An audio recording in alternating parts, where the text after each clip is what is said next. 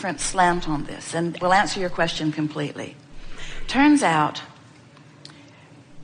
everything you're offering vibrationally is at the basis of all your attraction. So you could not be more accountable, because you can't get separate from what you're vibrating. In other words, one day, Esther was walking back through the kitchen to her sleeping room and had left her microphone on. And she was chatting with Karen, and everyone in the room was hearing the conversation, or everyone who was listening. And Tracy, who is watching the live stream back in Texas, called Esther's phone and said, "Mom, your phone's on." And Esther pondered what she'd been saying, what she'd been thinking. She was very high and happy. She wasn't worried about it. But then Tracy said, "You know, maybe we should always pretend like our microphone is on." And we say, it always is. But monitoring your verbal output isn't enough, because you're radiating your output constantly, and the universe is responding. And that's what we call accountable. In other words, you just can't not do that. Now, we know what you're talking about in a slightly different context. You're saying, if you say you're going to do something, do it. And if you make a commitment to be on time, then be on time and be accountable. But we would like to put a law-based conceptual slant on this by saying to you, if we were standing in your physical shoes, we would be accountable to one thing and one thing only, and that would be our alignment with our source. We would not be trying to please that one or that one or that one or that one, even if it's an employer that is threatening with some sort of power of termination. Because in the long run, if you are always true to who you are, which means you're always choosing the uplifting thought, you're always reaching for the feeling of alignment, that is a form of accountability that will serve you so well that any other form of accountability is irrelevant. And why is that so? Because all through life, you've been saying, don't like that better, don't like that better. The moment someone was rude to you, you put something very opposite of that in your vortex. When someone didn't believe in you, you put something very opposite of that in your vortex. When someone was mean to somebody else, you put something very different than that in your vortex. In other words, you have created a version of life that the source within you is resonating with and holding in vibrational resonance. You can count on that accountability. You can count on the source within you never deviating from that. Here's the thing that's tricky about that, and we're just going to give this to you in the nicest possible way. Never try to get to the bottom of it.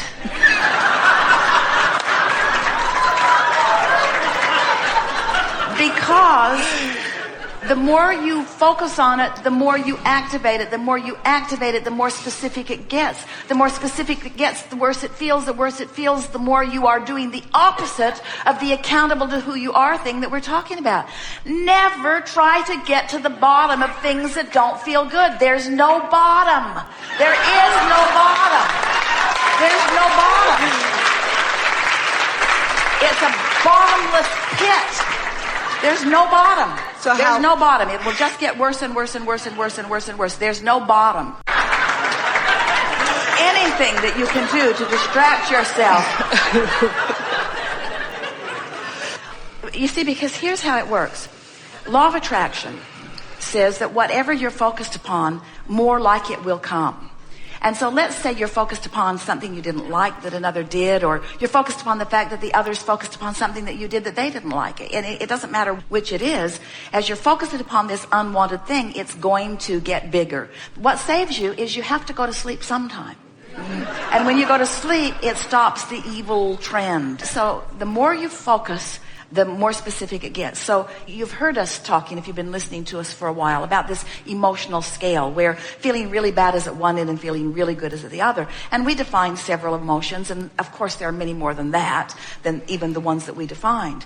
But we would like to take that emotional scale and put it into a simpler context and say there's specifically negative, which feels really, really bad. And then there's generally negative, which doesn't feel so bad. And then there's generally positive, which doesn't feel so good, but it feels better than so bad. And then there's specifically positive that feels really, really good. Many people, when they are burrowing in, trying to get the bottom of this thing that they really, really don't want, what's happening is you're contributing all kinds of things that you really, really do want to your vortex. When you really, really, really don't want something, there's something that you really, really, really do want that's lighting up over here for you in this place that you currently don't have access to. And there is this bogus thought that many humans have that if I just push hard enough at this thing I don't want, that I will somehow then end up over here to the solution. In other words, if I can just hammer at the problem long enough, the solution will reveal itself to me and we'll have this wonderful outcome. Well, it just doesn't work that way. But this is the way that it does work. If you can get less specific and less specific and less specific, then the vortex will call you closer and closer and closer to the solution that you really want. If you can get generally negative, it's very easy to get generally positive. And from generally positive, it's very easy to get specifically positive. So just think in terms of not wanting to get to the bottom of it, because that gets you more specific and holds you away from the solution that you want longer. So most people, when they're speaking of accountability, they're saying to another, your behavior, and more important, my attention to your behavior, has taken me out of the vortex into a horrible feeling place. And you need to do something different so that I can feel better. Esther said that to Jerry for a few days after he made his transition. She was so mad at him. She was just so mad at him because he was missing. And she just thought that was ridiculous. She just couldn't come to terms with it. And then after a few days of realizing that, what was she really asking him to do? Undo that?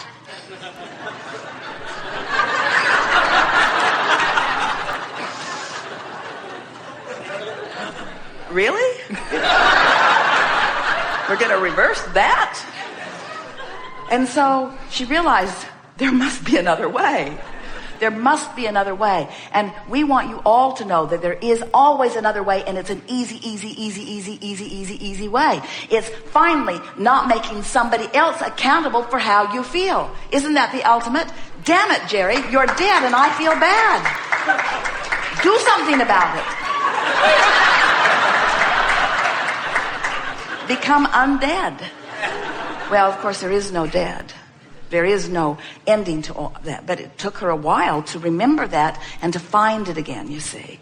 And when you think about so many things that happen in relationships where you really are wanting to hold another person accountable for how you feel, you're holding the whole world accountable. The government is ridiculous in the way they behave, and therefore I feel bad. Or the economy is not where I need it to be, and therefore I feel bad. Giving up your power, giving up your power, giving up your power while you're trying to hold someone else accountable. You see, every single time.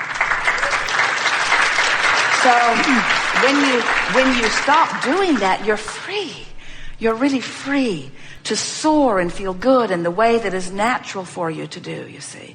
You're free. You're free to feel good. Well, you get what you think about whether you want it or not. And so when you prepare to prevent something, it's like getting more specific about it. It's like trying to get to the bottom of it. Let me get to the bottom of this. But by doing so, you activate more of a vibration, which makes it more likely that you will have an experience around it.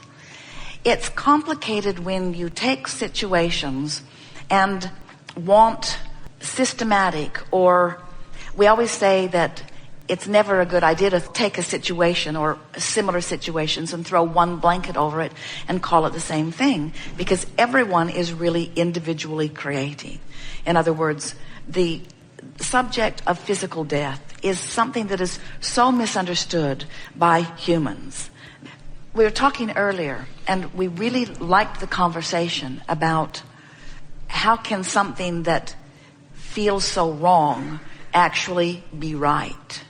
Esther experienced this in a very strong way as Jerry made his transition, because it felt wrong to her. It felt wrong on every level that she could approach it. It felt like bad timing. It felt inappropriate. It was not what she wanted. It wasn't what she was writing about or thinking about. It wasn't what she wanted. And for a while, the wrongness of it was just sucking the life out of her. And then one day, she stumbled. It felt like stumbling, because it wasn't a thought she went looking for, but it was a thought that in her weariness, she was able to find it. And the thought was, what if this isn't wrong, but what if it is right? What if it is only right? And then all of the exhilaration that she'd been missing came back. All of the feelings of clarity that she'd been missing came back. And it's such an interesting thing as humans. You're all here interacting together with so many lists of so many things that you've decided are wrong, that you hold yourself in resistance to all of the things that are right. And the thing that's so really interesting about that is that you wouldn't know the rightness if you didn't know the wrongness. In other words, if you didn't know what you don't prefer, you would not know what you do prefer. It really requires stepping back into a broader perspective in order to understand not just the rightness, but the perfection of this ongoing consciousness that is you. In other words, the opportunities to keep changing perspective, the opportunities to stand in another new place, the opportunities to look from a different vantage point, the opportunity to explore. In other words, that's what you are doing as you come into this physical experience. You are non-physical energy coming to a different vantage point. And when you reemerge into non-physical, it is equally exhilarating to then view it from another vantage point. And the thing that is tripping most physical beings up is that you think that the physical vantage point is where physical beings all come and just think about the physical. We're about to tell you something profound that you will always want to remember. You think that as you come into physical form, that you come with the intention of being physical and thinking about things that are physical. And then you incorrectly assume that when you are non-physical, that you are thinking about non-physical things. Right. When what you are always thinking about, whether you are non-physically focused or physically focused, is what's out here on this physical leading edge of thought. So when you look at it that way, just take Jerry, for example, and this body of work that we are about, or even Esther, as he has been approaching Esther through all of this time. Imagine what it was like for him to be physically focused and involved in all of this, setting up the meetings, getting the meeting rooms the way he liked them, posing the questions, putting it into an environment where it was perfect for you, wanting to make it conducive for you to come and ask whatever question that you wanted. In other words, as people would say, oh, you should do more of this or this or this, Jerry always said every single time, our work, what we want, meaning Esther and Jerry and Abraham, is to provide an opportunity for brilliant people to come forward with the basis of life that they've lived and present their point of view in this leading edge environment to take thought beyond that which it has been before. We trust that law of attraction will gather up those who are ready for that. Our work is not the promotion of it. Our work is the creation of the work, you see. So imagine the fulfillment and satisfaction that he had as he was the beginning asking and essential to the process of that evolution. Now imagine what it must be like for him. We're asking you to contemplate it from a joy level. Imagine what it must be like for him now to shift that point of consciousness and see it from the non-physical point of view. In other words, it was the next logical step for him, but you would have to understand the intensity of his desire in order to get it, you see. Hard thing to understand that anyone would prefer that to this. But the non-physical point of view is really, really good. Sometimes you sort it out, you point it out, you ask for it, and we go right there and wait for you to catch up with your own desire. Such an interesting thing.